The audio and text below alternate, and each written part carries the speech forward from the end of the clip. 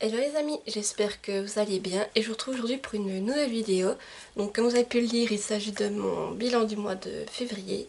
Donc oui, du coup pour ce mois de février, on va dire que j'ai beaucoup lu. Comme c'était un petit mois, je suis quand même parvenue à lire 9 livres et j'ai eu 2 coups de cœur et aucune déception. Donc je ne vous fais pas attendre plus longtemps, c'est parti, je vous présente tout ça.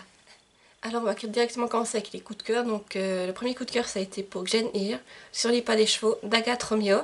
Donc là, au niveau du résumé, je ne vous le refais pas, je vous en ai parlé lorsque je vous présentais les services presse que j'avais reçus, je vous les mettrai dans le petit i, je crois que c'est ici, si je me trompe pas, parce que j'ai toujours un doute. Et puis au niveau de tout ça, eh bien, ça a été un gros coup de cœur pour moi. J'ai adoré la plume de l'autrice, les descriptions qu'elle faisait, car voilà, j'avais l'impression en fait d'être avec les personnages où c'est qu'ils étaient, de faire des promenades à cheval au milieu de paysages voilà, un peu enchantée, j'ai envie de dire, tellement ça me paraissait magnifique. Sinon après c'est une histoire doudou, moi j'ai beaucoup aimé. Euh, c'est vrai que l'écriture de l'autrice est vraiment prenante du début à la fin. Et surtout il y a de bons rebondissements que je n'avais pas vu venir franchement quand ça a été révélé, je me suis presque retrouvée sur les fesses. Je me suis dit ah ouais ça je l'avais pas vu venir, je m'attendais à d'autres choses peut-être mais pas à ça. Et puis c'est vrai que le personnage principal, Jen, m'a beaucoup, comment dire, m'a beaucoup ému en fait. C'est quelqu'un qui a ses défauts, qui a évolué aussi, parce que voilà, c'est depuis son enfant jusqu'à l'âge adulte, et puis justement voir son évolution, et ça m'a beaucoup plu. Et c'est vrai que ce que j'ai beaucoup aimé dans ce livre, c'est que les personnages ne sont pas parfaits. Jen n'est pas parfaite, le propriétaire, Monsieur Rocherston, non plus. Voilà, c'est vraiment, on n'est pas sur une belle nana, un beau gosse, comme dans certaines romances. Là, c'est vraiment une belle histoire, ça se construit au fur et à mesure. Et j'ai bien aimé la manière dont ça se construit. Et surtout aussi, il y a des petites notes d'humour glissées par-ci par-là. Et ça m'a plu au milieu de l'histoire. Et de suivre l'histoire de Jen, en fait, voilà, des fois, elle va devoir... elle a un passé qui est très dur, et des fois, elle va devoir justement retourner où c'est qu'elle a vécu à l'époque. Et c'est vrai qu'on va suivre ses émotions, comment elle le vit, tout ça, et ça m'a vraiment beaucoup touchée.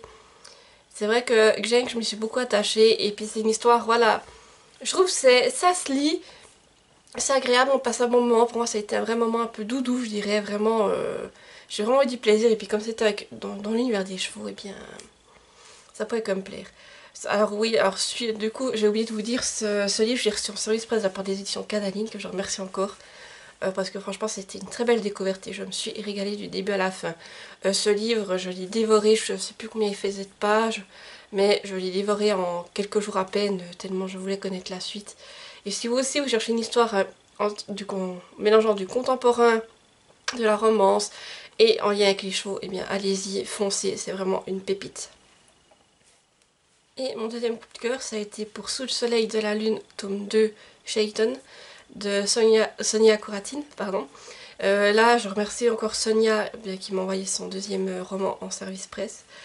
Parce que j'avais adoré le tome 1, du coup je lui ai demandé quand j'ai vu que le tome 2 était sorti, j'avais envie de connaître la suite de cette histoire. Et là aussi je vous ai fait un petit résumé dans une de mes vidéos, c'est que je vous présentais les services presse que j'avais reçus, je le remettrai dans un petit, c'est pas la même, c'est que j'avais présenté Jane Eyre justement. Donc justement ils sont là suivre avec Shayton et Lorna. Voilà, on va à chaque fois un chapitre du point de vue d'un des deux protagonistes, donc ça j'ai vraiment trouvé intéressant. Après, c'est vrai que j'ai beaucoup aimé le récit, je trouve qu'il était captivant. La plume de l'autrice, c'est toujours aussi prenante.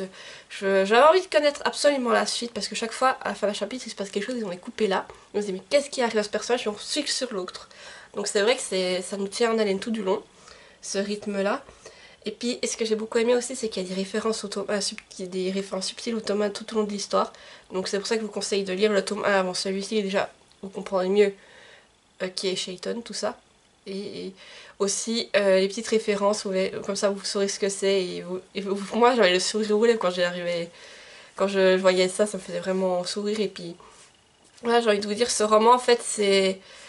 On voit que tout est lié au destin, justement, que le destin définit tout et la fin le prouve justement, voilà. Et ça m'a beaucoup plu, je trouvais que c'était une très belle fin pour clôturer cette saga, que ça allait super bien. Et j'étais vraiment heureuse quand j'ai fini ce livre. Moi, disons aussi que j'avais presque un peu de regret parce que j'ai tellement apprécié tous ces personnages que le fait de devoir les laisser là, ça, c'était un vrai crève-cœur pour moi. Mais voilà, c'est comme ça. Au moins, j'ai beaucoup j'ai adoré cette histoire, je sais que je vais la relire dès que j'aurai un peu de temps, les 2 tomes. Après, ce que j'aime beaucoup avec ce récit, c'est justement qu'on mélange l'historique au fantastique. C'est-à-dire que tout pendant le récit, vous aurez un peu de la magie, des choses comme ça, et ça, je trouve génial. Ça m'a captivée du début à la fin. Et puis, bien entendu, ce que j'ai beaucoup aimé, c'est qu'au début du chapitre, l'autrice vous met des détails en lien avec les différentes lunes, ou les plantes, à quoi elles servent, justement, et puis, bien entendu, ces lunes ou ces plantes sont répertoriées dans le chapitre. Mais aussi ce que j'ai beaucoup aimé, c'est les différentes croyances qu'on va avoir dans ce roman. Donc il y aura déjà la culture indienne, on parlera aussi de vaudou et tout plein d'autres choses. Et ça j'ai beaucoup aimé, j'ai trouvé très intéressant. Et je dois dire qu'il y a des passages, ça m'a un peu fait froid dans le dos parce que on croyait que c'était des personnages qu'on côtoyait, mais en fait c'était pas ça. Et quand c'est expliqué, mais je me suis dit, ouh, purée, je m'y attendais pas du tout. Mais voilà, pour moi ça m'a captivée, franchement cette histoire elle est touchante, et puis nos 2 personnages, mais ils sont juste adorables, c'est un plaisir de les suivre tout du long. Et quand il arrive malheur, mais on se dit mais ce pauvre, on en a mal pour eux en fait. Voilà, donc moi comme je vous dis, ça a été un gros coup de cœur, j'ai adoré comme le tome 1. Je suis heureuse d'avoir terminé cette saga, qu'elle se termine bien justement, que ce soit une belle fin comme je l'ai dit. Et puis voilà, vous, si vous aimez aussi tout ce qui est un peu historique, avec un peu de magie, toutes ces choses-là, et que vous avez envie de découvrir une histoire prenante, eh bien allez-y, foncez, là vous ne serez pas déçus. Donc on va passer ensuite à mes autres lectures. Donc comme je vous ai dit, j'ai aucune déception, donc c'est toutes des lectures que j'ai bien aimées, mais qui n'ont pas atteint le stade du coup de cœur. Alors c'est parti, je vous présente ça. Alors, le premier livre que je vais vous présenter, il s'agit de Val Jalbert, L'Orpheline des Neiges, c'est le tome 1 de Marie-Bernadette Dupuis et c'est aux éditions Le Livre de Poche. Voilà, alors pour le résumé, là, la même chose, je vous en ai parlé dans ma palle de l'hiver, donc je ne vous le referai pas, je vous laisse aller voir dans le petit si vous voulez le redécouvrir. Et de toute façon, je vous mets tous les liens des livres en barre d'infos, comme ça, si vous voulez aussi aller lire par vous-même, eh bien, vous pouvez, il y a tout détaillé dans la barre d'infos. Alors ici, c'est un livre auquel j'ai mis 8 sur 10. Alors l'histoire, j'ai beaucoup aimé, c'est intéressant. Alors c'est pas une histoire qui a plein de rebondissements comme j'ai l'habitude d'en lire, et c'est vrai que ça m'a quand même captivée parce que on va suivre notre héroïne depuis son enfance jusqu'à ce qu'elle ait une vingtaine d'années dans ce tome-ci. Et je trouvais que l'histoire était vraiment bien amenée. On suit ce personnage, on s'y attache, on voit ce qui arrive, les malheurs qui la touchent et tout ça. Et l'écriture de l'autrice, je l'ai trouvée vraiment bien détaillée au niveau des paysages. C'est des paysages en plus canadiens avec de la neige, tout ça. Alors moi j'ai vraiment voyagé, et tout en suivant notre héroïne. Et c'est vrai que aussi c'est une écriture que je dirais bienveillante. C'est quelque chose que vous lisez, c'est vraiment sympathique. Tout ce qui arrive à notre héroïne, bah, même s'il y a des malheurs, il y a toujours quelque chose de bon qui revient par derrière. Mais aussi ce livre, je dois vous avouer, il m'a fait pleurer. Il y a un passage, alors je ne sais pas si en temps normal, ça m'aurait bouleversé à ce point. Mais il y a un passage au début où on parle de la grippe espagnole. Et la grippe espagnole, c'est décrit comme la situation que l'on vit actuellement avec le Covid. Et les morts, toutes ces choses-là sont décrites, voilà, que c'est vraiment quelque chose où on n'a pas de remède. Quand on l'a, eh bien, il y a très peu de chances de survie, ces choses-là. Et c'est vrai que ça m'a touchée parce que surtout, un personnage auquel je m'étais pas beaucoup attachée dans le récit, va succomber à la grippe espagnole. Et puis en sachant ça, mais j'ai pleuré comme une madeleine. Voilà, je sais pas si c'est le fait que ça se rapproche d'une situation qui m'a mis dans cet état, ou si en temps normal ça m'aurait peut-être moins touché, voilà, mais là en tout cas j'ai pleuré. Vraiment je me suis dit mais mon Dieu, c'est pas possible que cette personne-là il soit passé, mais voilà. C'est peut-être un petit spoil, mais vous ne savez pas qui c'est, puis vous attendez un peu avant de le lire et puis comme ça vous aurez oublié. Mais voilà, moi ça m'a vraiment beaucoup plu cette histoire. En plus avec ces paysages, on est dans un petit village justement au départ qui est vraiment en effervescence à cause d'une usine à papier. Et on va voir l'évolution aussi de ce village. Ce qui va y arriver par la suite, pourquoi est-ce qu'il va être déserté, des choses comme ça. Et je trouve ça très intéressant. Et bien entendu, les personnages sont attachants tous. Franchement, notre Marie-Hermine, le personnage principal, je trouve vraiment touchant. Sa mère de raisonner, elle est bienveillante aussi. Elle a été élevée par les sœurs, donc du coup, voilà, on voit que les sœurs lui ont inculqué des valeurs, tout ça. Et sauf que, voilà, moi, ce qui a pêché, on va dire, pourquoi je lui ai enlevé des points.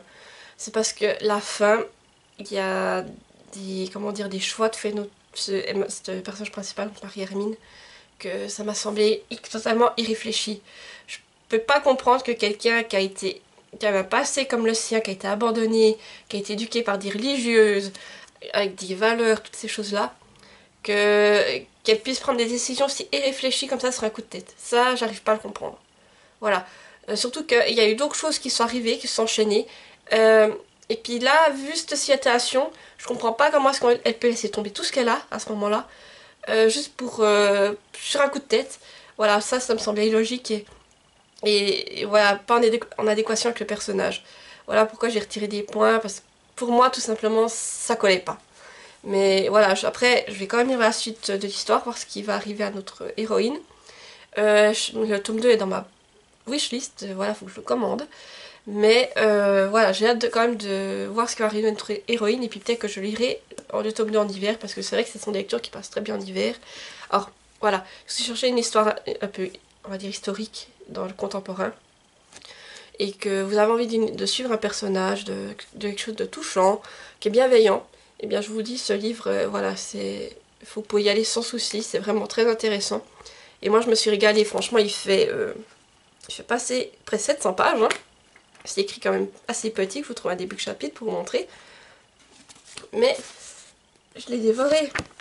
En plus, c'est vrai que c'est des chapitres assez longs, il y en a certains qui font 30, 40 pages.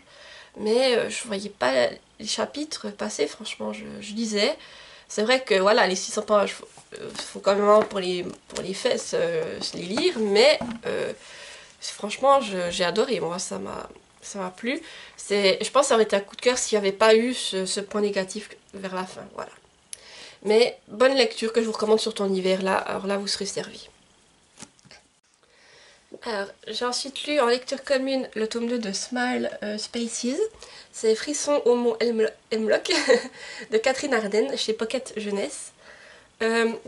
Ici, voilà, je vous en ai déjà parlé en bref du résumé, mais je vais tout le refaire. On va suivre de nouveau nos héros Holly, Coco et Brian. Cette fois, ils vont partir. En fait, le papa d'Holly a gagné un espèce de concours et ils vont partir en quelques jours, en séjour dans la montagne pour faire du ski. Sauf que bien sûr, rien ne va se passer comme prévu. Ils vont arriver à l'hôtel, il va y avoir une grosse tempête de neige qui va les bloquer là-bas. En plus, l'électricité va être coupée, le chauffage également.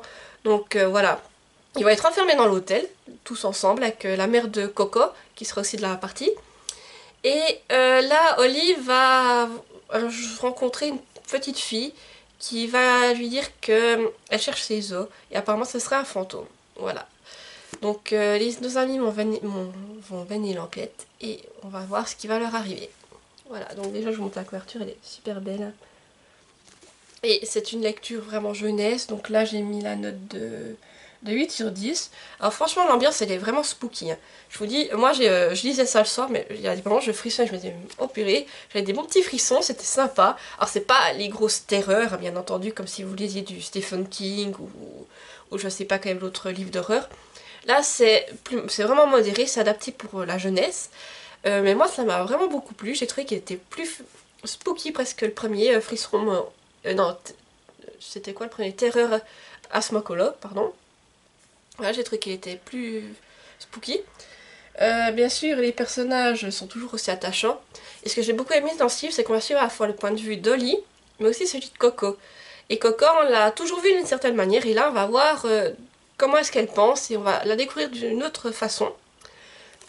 Alors du coup, comme je pense que ce livre était plus centré sur Coco, à mon avis, il y a un tome 3 qui va sortir, qui devrait être traduit en français. Celui-ci, ça devrait être du point de vue de Brian après. Parce que je m'avance, on verra bien. Mais voilà, moi j'ai beaucoup aimé. En plus, il y a de bons rebondissements.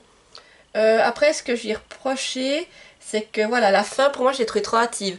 Il se passe tellement de choses à un moment donné que j'étais là. Ah ouais, c'est vrai, il y a des choses vraiment, j'aurais peut-être pas vu venir. Et à la fin, on s'est dit, ouais, ça va finir en apothéose, et puis il y a 2-3 pages, il se passe quelque chose, et ça finit. Et je me suis dit, ouais, mais c'est seulement ça la fin, voilà. Donc voilà, c'est vrai que ça m'a un peu déçue, je m'attendais peut-être à quelque chose de plus fantastique, de plus abracadabrant, j'en sais rien, mais de plus long, certes.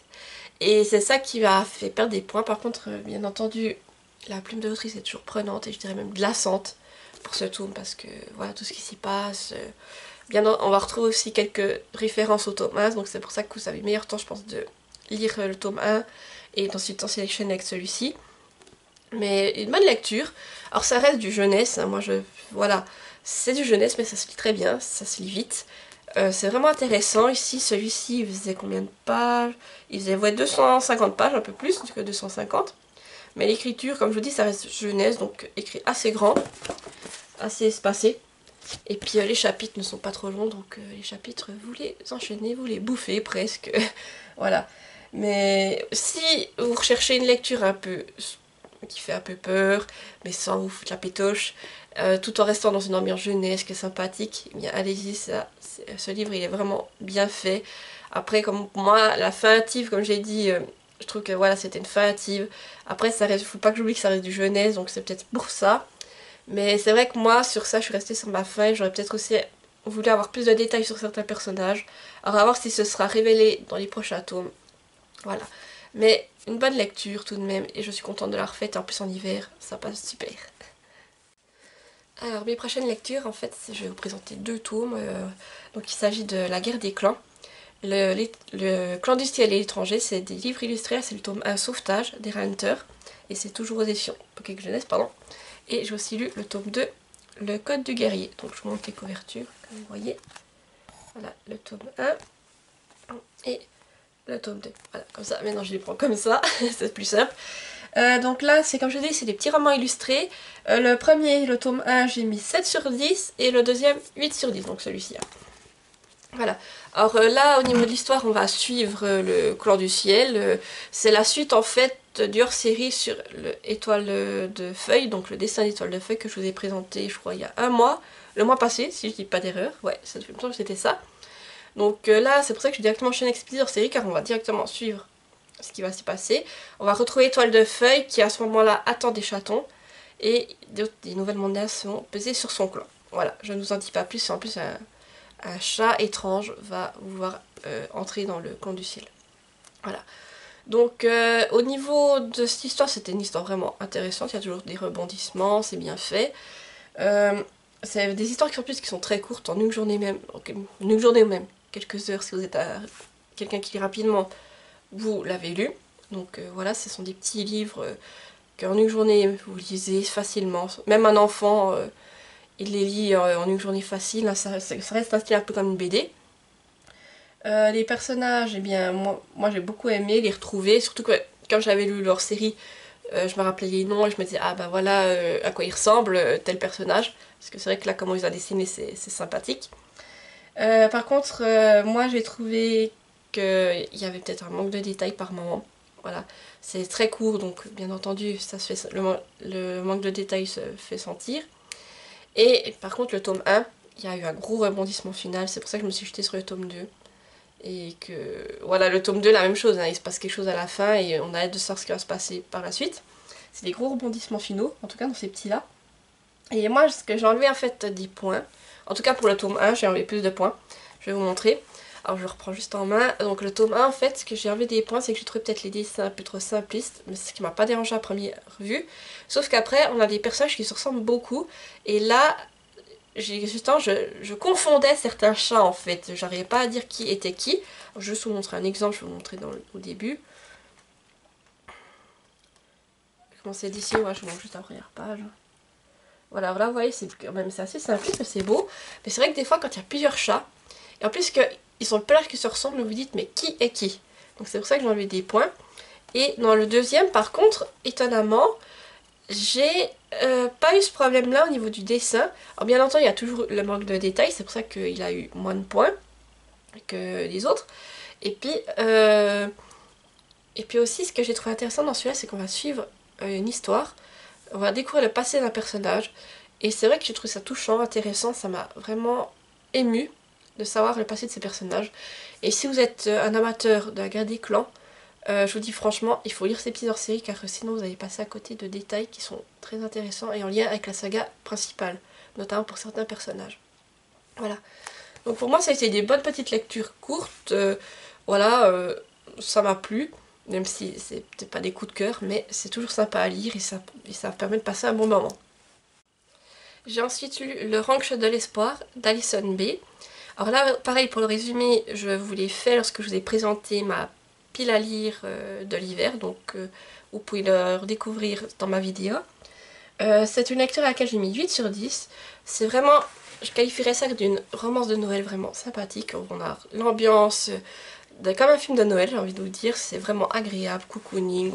On a juste envie de se poser avec une bonne couverture, un chocolat chaud, et puis on y va. Mais pour moi, ça a vraiment été ça. Je me suis vraiment sentie à l'aise dans cette histoire. J'ai l'impression d'évoluer aux côtés des personnages et puis dans les décors qui étaient décrits, qui sont vraiment chaleureux, tout ça. J'avais envie en fait de découvrir ce fameux ranch, tellement il est bien décrit, ça m'a vraiment plu.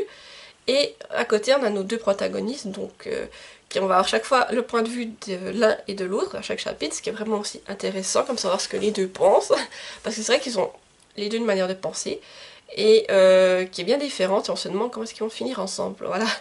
Alors pour moi, ça a été vraiment quelque chose d'agréable, j'ai beaucoup aimé tout ce que je dirais le décor, voilà, pour moi ça a été cocooning à souhait, on était dans l'ambiance de Noël, alors même si on m'en est au mois de février, moi, ça me dérangeait pas de revenir à Noël, parce que c'est une période que j'aime beaucoup. Et puis on a des personnages qui donnent vraiment... Oui, on a des personnages qui sont vraiment attachants, comme je l'ai dit. Moi j'ai eu un petit coup de cœur pour la fille du personnage principal. Je sais plus son nom là sur le coup, mais celle qui est invalide. Du coup, elle est en fauteuil roulant. Et elle, sa manière de réfléchir tout ça, je l'ai trouvé très mature, tout ça. C'est un personnage qui m'a beaucoup plu, voilà, tout au long du roman. Et puis la plume de l'autrice, elle est belle, elle est vraiment bien détaillée, c'est un vrai plaisir. Après, pourquoi j'ai mis 8 sur 10? Tout simplement parce que pour moi la romance était un peu trop hâtive à mon goût. Je pense qu'on aurait pu un peu rallonger le roman et faire une romance peut-être qui soit moins précipitée, moins hâtive. Et ça aurait été d'autant mieux. Mais voilà, ça reste mon avis personnel. C'est une lecture qui suit très bien, qui est vraiment agréable malgré tout. Et si vous aimez tout ce qui est ambiance de Noël, romance, et avec une petite pointe d'humour par-ci par-là, eh bien allez-y. C'est vraiment fait pour vous. Je vous dis, moi, il y a même des moments, je rigolais parce que l'autrice, les passages qu'elle nous fait, certaines fois, on se dit, mais ah ouais, d'accord, mais c'est juste génial. Voilà. Alors, un livre idéal pour passer un bon moment de lecture, je pense, en période de Noël, c'est tout ce qu'il vous faut. Vraiment, allez-y. J'ai ensuite lu, alors, Stay Alive de Simon Kernick et c'est aux éditions Prisma. Alors là, pour le résumé, je vais peut-être plutôt vous le lire parce que c'est vrai que vous faire un résumé improvisé, j'ai peur de m'emmêler les pinceaux et peut-être de trop vous en dire justement parce que c'est un livre, c'est un thriller. Alors j'ai peur de trop vous en dire et de vous spoiler. Alors je préfère vous lire le résumé qu'il y a là derrière. Donc, c'est une journée ensoleillée et vous êtes partis en pleine nature avec votre famille pour descendre une rivière en canoë-kayak. L'après-midi touche paisiblement à sa fin quand soudain un coup de feu retentit. Et votre vie bascule en un instant. Une femme court dans votre direction poursuivie par 3 hommes armés. Il est évident qu'elle se trouve en danger de mort et maintenant vous aussi. Vous ne le savez pas, mais elle cache un lourd secret. La nuit tombe, vous courez terrifié, désespérant de trouver un endroit sûr. Tout ce que vous savez, c'est que les hommes qui vous poursuivent ont déjà tué. Et s'ils vous rattrapent, vous serez le prochain. Voilà. Donc là, c'est une lecture à laquelle j'ai mis 8 sur 10. C'est un thriller vraiment que j'ai trouvé haletant du début à la fin. On va suivre aussi l'histoire va être en plusieurs étapes, comment vous dire ça en fait. Voilà, alors déjà on va suivre le premier chapitre qui va se passer avec cette fameuse femme qui va courir après vers ces gens. Ensuite on va suivre aussi certains chapitres du point de vue des enquêteurs et finalement on va suivre des chapitres du point de vue de la famille et de la course-poursuite. Voilà, donc ça fait plusieurs éléments mais qui s'emboîtent bien les uns dans les autres et surtout on va pas suivre tout sur la même journée en fait, si vous voulez. L'enquête, on va suivre la déroulement de l'enquête en avant, qui se passe avant la course-poursuite et après on va revenir sur la course-poursuite aujourd'hui, si on veut. Voilà, je sais pas si vous me suivez, mais ça me paraît clair. Il y a plusieurs périodes et justement le livre, à chaque fois au début du chapitre, on vous met c'est tant de temps avant, et puis après vous revenez aujourd'hui à telle heure, etc. Voilà, donc ça c'est vraiment intéressant, je trouve, de faire des sauts comme ça un peu dans le temps. Mais c'est intéressant, ça permet d'avancer en même temps dans l'enquête avec les policiers et dans la course-poursuite. Et c'est vrai que la course-poursuite, quand ça commence, vous vous dites mais ouais, ça pourrait arriver à n'importe qui, hein, je sais pas, vous êtes en train de pique-niquer dans les bois et tout d'un coup, hop, vous vous retrouvez à devoir courir en plein milieu de la forêt, de la lande écossaise, pour, euh, pour sauver votre vie. C'est vraiment quelque chose qu'on se dit, ouais, ça pourrait nous arriver. C'est vraiment captivant aussi, du coup. Et puis c'est vrai qu'il y a beaucoup de retournements de situation que je n'avais pas vu venir. Et puis l'histoire elle est vraiment bien construite. Le suspense, bien sûr, il est intense tout du long où vous vous dites mais on prie pour cette famille en espérant, en se disant mais on espère qu'ils vont survivre, les hommes vont pas les choper et tout ça. Et bien entendu on va découvrir les fameux secrets de cette femme qui est poursuivie par ces hommes. Et c'est vrai que la conclusion finale je ne l'avais pas vu venir. C'est vrai que j'avais pas cette théorie là. Mais quand même, j'avais réussi à choper l'un des suspects, quand même, pour vous dire. Il y a un personnage, je l'ai vu, je me suis dit, ouh, celui-là il me paraît louche, et je pense qu'il est impliqué là-dedans. Et finalement, même si j'avais pas cette théorie-là, j'avais pensé à autre chose, mais il était quand même dans le coup. Donc, quand même pas mal, j'ai réussi à choper l'un des suspects. Et puis c'est vrai que, ouais, c'est peut-être pour ça que j'ai enlevé un point. Voilà, juste parce que j'ai réussi à choper, même si ça n'a pas enlevé de sens à ce roman, même si ça ne m'a pas déçu sur le dénouement final et tout. Mais c'est vrai que c'est un roman que j'ai trouvé captivant, un bon thriller. C'est vrai que ça fout un peu j'ai envie de vous dire les frissons. D'abord, c'est vrai que le début m'a un peu filé des frissons, parce qu'on se dit, oui, c'est vrai que ça pourrait nous arriver un jour, sans qu'on s'en rende compte, mais voilà. C'est ça qui m'a surtout foutu la pitoche. Alors voilà, si vous aimez tout ce qui est thriller et que vous avez envie de vous retrouver dans une course-poursuite au milieu de l'Écosse, tout en suivant à côté l'enquête, eh bien je vous le recommande. Franchement, je trouve que c'est un bon livre. Il est bien construit, franchement, et j'aime bien. Je lis pas souvent du thriller, mais quand j'en lis, franchement, je trouve ça intéressant et c'est vrai que je me dis que je devrais en lire plus, mais voilà. Donc une bonne lecture, franchement, si vous aimez tout ce qui est thriller, allez-y, foncez. C'est vraiment... en plus, sa couverture, regardez, super belle. Ça, je vous dis, je pense que vous allez être captivé du début à la fin si vous commencez ce livre. Vous ne pourrez plus le lâcher. Ah, et au niveau du nombre de pages, j'ai oublié de vous dire. Alors celui-là, il fait environ 340 pages. Et l'écriture, voilà, c'est écrit un peu... Si je retrouve juste un début de chapitre, voilà. Voilà, comme je vous disais, vous voyez, vous avez le chapitre ici. Il y a noté combien de jours avancés. Et puis voilà, c'est écrit quand même assez petit, je trouve, assez serré, mais ça se lit assez bien. Et il y a des chapitres plus longs que d'autres, il y a des chapitres qui sont très courts, qui font 2 pages, et d'autres qui sont peut-être sur une dizaine de pages, mais ça s'enchaîne et ça se lit très bien. Et enfin, ma dernière lecture du mois de février, ça a été un manga. Il s'agit de Pokémon Or et Argent, le tome 2, de d'Hidenori Kusaka, et au niveau du dessin, ça a changé, c'est Satoshi Yamamoto, aux éditions Kurokawa. Voilà. Alors ici on va continuer à suivre les aventures d'Or et Argent. Voilà. Mais disons que ce ne sera pas l'histoire principale. Là on va découvrir un nouveau personnage qui s'appelle Crystal. Une jeune dresseuse qui va être envoyée par le professeur Shen pour compléter le Pokédex. Voilà. Sinon, à ce livre j'ai mis 9 sur 10. Franchement, j'ai passé un super moment. Alors j'ai trouvé déjà ce nouveau personnage qui m'a captivé. J'ai trouvé très intéressant. Et aussi j'ai trouvé que avec le personnage qui nous a amené, j'ai trouvé ce tome plus sérieux que les premiers. Et justement, ça m'a peut-être plus plu que le tome 1. Sinon, les dessins aussi, j'ai vu une différence. J'ai trouvé les dessins plus réalistes et plus détaillés. Là, je pouvais passer... je pouvais passer plusieurs minutes à regarder les dessins. Bah, juste pour vous donner un exemple, c'est au début, je crois. Attendez. Regardez. Il est pas chou, le petit Germignon. J'ai passé, je pense, je sais pas combien de temps à fangirler devant ce petit Germignon. C'est que j'étais, oh, trop mignon, trop mignon, trop mignon. Et c'est pas tout, attendez, il y a aussi que j'ai fangirlé, c'est aussi au début, hein, je peux vite vous les remontrer. Ah, voilà, regardez, ici, les petits Goopix. Je crois que j'ai aussi fangirlé pendant je sais pas combien de temps sur le petit Goopix, tellement il était trop mignon. Voilà, mais là, voilà. Alors au niveau des dessins, moi j'ai trouvé qu'il y avait un changement par rapport à avant. C'est vrai que j'ai des trucs plus détaillés. Et là on va suivre aussi les Pokémon légendaires et les Pokémon légendaires, mais surtout Suicune. Il est magnifique, hein. Je vous dis, même chaque dessin qui représentait les Pokémon, en général tout ça, j'étais fascinée. Je les regardais, je passais des minutes à les regarder, à les observer dans les détails. Ça me plaisait, c'était vraiment super. Qu'avant, peut-être que je trouvais que le dessin était peut-être plus simpliste. Après, ben, ce que j'ai beaucoup aimé aussi dans ce tome, c'est qu'on a le retour de personnages de la première génération Pokémon. Je ne vous dirai pas qui, pour que vous gardiez la surprise, mais moi ça m'a beaucoup plu. Et bien entendu, il y a une fin inattendue, et qui donne juste envie de se jeter sur le tome 2. Le tome 3, pardon, pour ce qui va s'y passer. Mais surtout que ce sera le dernier tome de cette génération. Et bien entendu, c'est toujours une histoire prenante, pleine de rebondissements. Chaque fois, il y a de nouvelles choses qui s'enchaînent et impossible de s'ennuyer, quoi. Et là, vraiment, du point de vue Crystal, c'est quelque chose que j'ai beaucoup aimé. Voilà, parce que Crystal, elle a une manière de penser, je trouve, qui est peut-être plus réfléchie.